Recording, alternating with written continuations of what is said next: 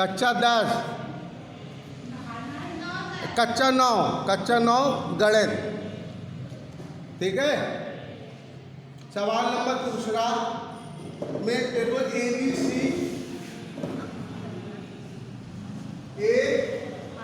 है। देखो एक टेबल पी क्यू आर है, इस तरीके से बना हुआ पी क्यू आर। एक table A B C P Q R नहीं है, डी ई एफ है, डी ई एफ। इसमें दिया हुआ है त्रिभुज ए बी सी की, त्रिभुज ए बी सी और डी एफ में ए बी भुजा, त्रिभुज ए बी सी की ए बी भुजा, बी सी और त्रिभुज ए बी सी की ए बी भुजा और बी सी भुजा, त्रिभुज डी एफ की डी ई भुजा और डी एफ भुजा के बराबर है। ए बी भुजा किसके बराबर है? डी ई के, और बी सी भुजा डी एफ के बराबर, ये दिया हुआ है। और ये भुजाएं समांतर भी हैं, ए बी समांतर डी ई और बी सी समांतर डी एफ। तब इस त्रिभुज की तीसरी भुजा ए बी सिद्ध करना है कि ए सी भुजा जो है वो डी एफ के बराबर है और ए सी भुजा डी एफ के समांतर, ये सिद्ध करना। ठीक है, इतना समझ। मैं त्रिभुज ए बी सी और डी एफ दो त्रिभुज है जिसमें इनकी भुजाएं दी हुई हैं। अब देखिए, और इसमें ये भी दे रहा है कोण 1 2 3, यहाँ इसको 1 माना है, इसको 2 माना है, इसको 3 माना है।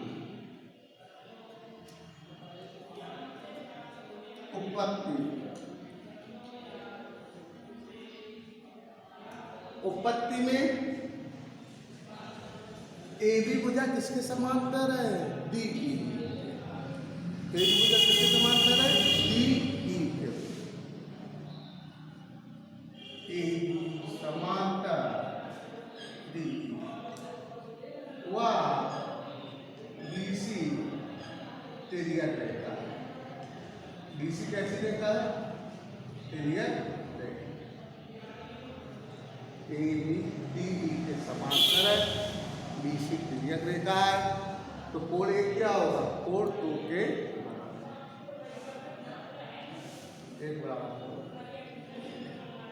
क्यों? क्योंकि संगत कोण। कैसे कोण है? संगत कोण। अब बी सी समांतर ई एफ भी है। बी सी रेखा किसके समांतर है? ई एफ के। वह डी ई तिर्यक रेखा, डी कैसी रेखा? तिर्यक रेखा। कोण 2 और कोण 3 के बराबर होगा। तो कोण किसके बराबर होगा? 3 के। क्यों? क्योंकि एकांतर कोण है। कैसे कोण है? एकांतर कोण है ना ये। देखिए, फिर समझ लीजिए, ए बी भुजा डी ई के समांतर है, कोण 1 बराबर कोण 2 के संगत कोण है। कैसे कोण है ये? संगत। अब बी सी भुजा ई एफ के समांतर है। ये आगे क्या है? प्रश्न कह रहा है। बी सी रेखा ई एफ के समांतर है, डी ई तिर्यक रेखा है, कोण 2 बराबर कोण 3 के। क्यों? क्योंकि एकांतर कोण है। कैसे कोण है? एकांतर कोण है। ठीक है। अब समीकरण 1 व 2 से, समीकरण 1 व 2 से तीन कहाँ गए? कोण 1 हुआ, समझे 1 हुआ 2 से तो अलग हो जाएंगे, तो कोण 1 बराबर कोण 3, एक कोण किसके बराबर हो जाएगा? 3 के। अब लिखेंगे समीकरण 1 हुआ 2 से,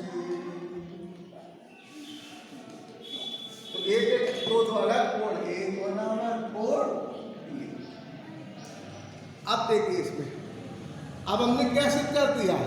त्रिभुज एबीसी का कोण 1 यानी कोण बी, और त्रिभुज डीईएफ का कोण 3, कोण 3 का मतलब ई के बराबर हो गया, एक एक कोण बराबर हो गया। अब ये दोनों त्रिभुज सर्वांसम हो जाएंगे। क्या हो जाएंगे? सर्वांसम। ठीक है, कैसे हो जाएंगे? त्रिभुज एबीसी व त्रिभुज डीईएफ, ठीक है। ये दोनों त्रिभुज ले लिए, ए बी भुजा, इसकी ए बी भुजा इसकी डी ई के बराबर है। क्यों है? ये दिया ए बी भुजा किसके बराबर है? और इसकी ए बी सी में बी सी भुजा ई एफ के बराबर है। क्यों है? क्योंकि ये भी प्रश्न में दिया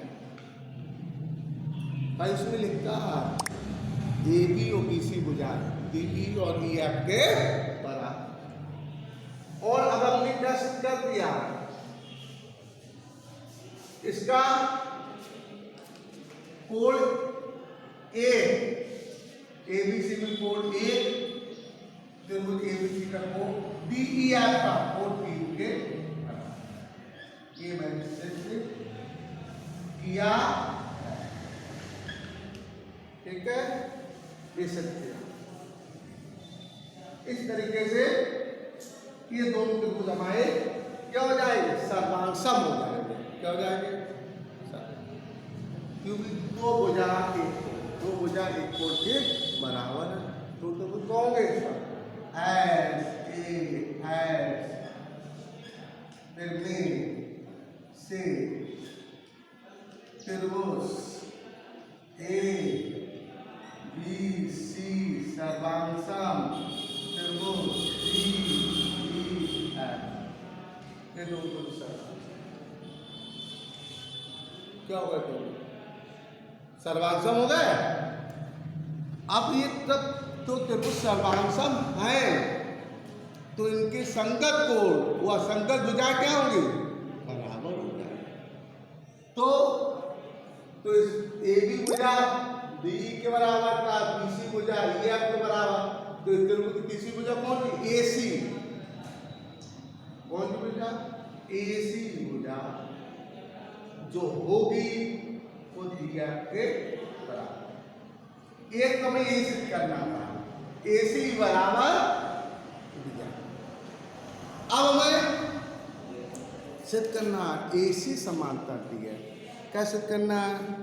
ए सी भुजा डी एफ के समांतर है। ए सी भुजा क्या है? डी एफ के समांतर है। तो उसके लिए देखिए हम कहेंगे कि ए बी इसके समान, तो त्रिभुज सर्वांसम है, तो बी कोण ई के बराबर, तो ए कोण किसके बराबर होगा? डी के। ए कोण किसके बराबर होगा? बोलिए। ए कोण डी के बराबर हो जाएगा और सी कोण एफ के बराबर होगा, ठीक है। अब हमें जाना है ए सी समांतर डी एफ, क्या नाम है? ए सी भुजा डी एफ के समांतर है, ठीक है। हाँ, तो देखिए समांतर लाने के लिए हम क्या करेंगे? हम लिखेंगे बी सी समांतर ई है, ये दिया। BC क्या है? ये आपके समांतर। और DF क्या है? तिर्यक रेखा। DF क्या है? तिर्यक रेखा। DF तिर्यक रेखा है। तो इसका और इनका योग कितना होगा? 180। ये समांतर है, तो एक ही योग के बने अंतःकोणों का योग 180 अंश होता है। तो कोण F प्लस कोण 4 बराबर 180। ठीक है। अब F कोण किसके बराबर है? C के। F कोण किसके बराबर है? C के। तो हम F की जगह क्या लिख सकते हैं? C लिख सकते हैं। हमने ये सिद्ध कर दिया ना, F कोण जो है वो C के बराबर। तो यहाँ क्या है? कोण C प्लस कोण 4 बराबर 180। 180 ये है और कोण 4 ये है। CJ है, कोण 4 तो किन रेखाओं के बीच बनना है? AC और DF। किन रेखाओं के बीच बनना है? एक कोण C और 4, AC और एक DF रेखा। तो इन दोनों रेखाओं के बीच एक तिर्यक रेखा होगी। BC क्या होगी? तिर्यक। एक जोड़ के बने अंतःकोणों का योग कितना है? 180 अंश। इसलिए AC रेखा DF के समांतर होगी। AC रेखा क्या होगी? DF के समांतर। इस तरीके से ये आपका AC समांतर DF होगा। तो यही हमको सिद्ध करना था। AC रेखा DF के बराबर है, पहले हम सिद्ध कर चुके, और AC समांतर DF ये अभी मैंने सिद्ध कर दिया है। अब देखिए ये सवाल अच्छी तरह इसको घर में लगाएं 2 बार 3 बार। पहला सवाल भी थोड़ा बड़ा था, कल 18 मिनट का सवाल 19 मिनट का था कल, तो इसको समझ लीजिए। कल हमने जो सवाल समझाया था उनमें है कुछ नहीं है, बड़ा जरूर है, लेकिन है क्या तो सिस्टम से है उसमें। कल वाले सवाल पर थोड़ा सा विशेष फिर हम ध्यान दे रहे हैं। कल हमने तो पहला सवाल बताया था AB रेखा CD के समांतर थी। देखिए कोई कठिन सवाल नहीं है। L एक तिर्यक रेखा है। सवाल में पहले यही कह रहा है, एक तिर्यक रेखा EF है साइड। AB समांतर CD L एक तिर्यक रेखा है, इसको X और Y पर काट रही है। L तिर्यक रेखा दे रहे हैं, L एक तिर्यक रेखा है, इसको G और X और Y पर, ये X हो गया, ये Y हो गया। अब वो क्या कह रहा था? अंतःकोणों के अर्धक, किसके? अंतःकोणों के अर्धक। तो अंतःकोण कौन से बन रहा है? ये बन रहा है। इनके अर्धक, इनके अर्धक, किस कोण का अर्धक? द्वारा ये चतुर्भुज बन रहा है, ये समांतर चतुर्भुज है। कैसे करना है? समांतर चतुर्भुज। तो हम देखिए अर्धक का कोण एक क्या होगा? 2 के बराबर, 3 किसके बराबर होगा? 4 के, 5 बराबर कोण 6 के, 7 बराबर कोण 8। ये क्लियर कर लीजिए भाई। अर्धक है, अर्धक का मतलब हो गया तो उसमें तो हम इनमें क्या लेते हैं भाई? AX एक सरल रेखा है। क्या है? सरल रेखा। तो कोण 1 प्लस कोण 2 प्लस कोण 3 प्लस कोण 4 बराबर 180। एक सेकंड है 2 प्लस कोण 2 3 प्लस 4 जगह 3 180। तो 2 कोण 2 प्लस 2 2 का भाग दे दीजिए, 2 प्लस 3 बराबर 9। और 2 प्लस 3 2 प्लस 3 x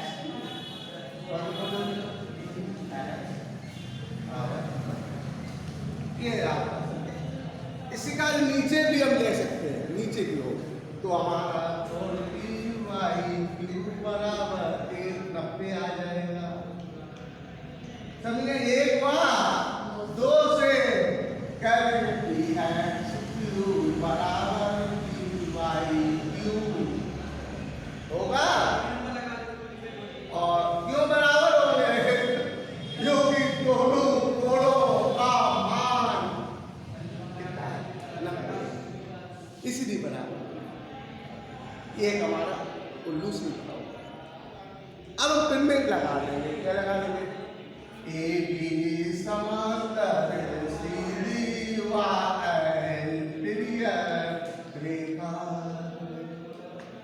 कैसी रेखा है? तिर्यक। तो फिर हम क्या कहेंगे? तिर्यक रेखा के एक ओर के बने अंतःकोणों का योग 180 कोण 1 प्लस कोण 2 प्लस कोण 8 प्लस कोण 7 बराबर 180। अब एक से लेकर लेते हैं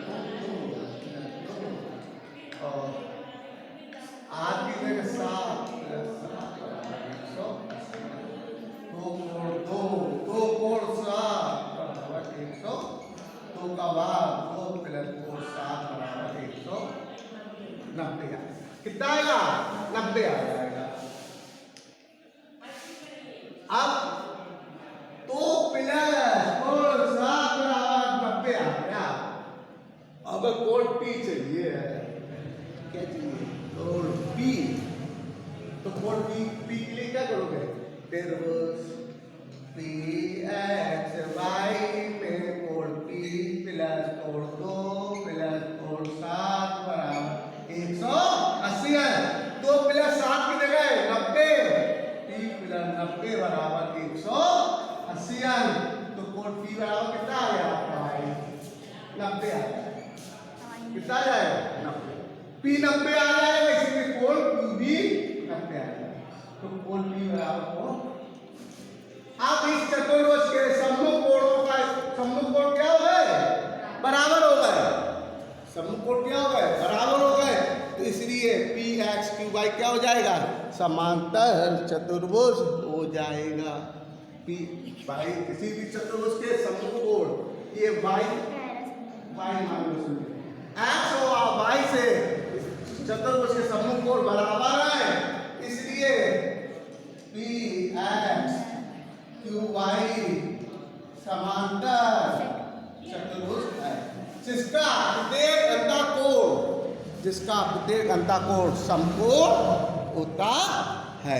इस तरीके से हम इसको कर लेंगे। ठीक है, हमने आपको पहला दूसरा दोनों सवाल समझा दिए, इनको लगाएंगे जरूर, तब वो आएगा।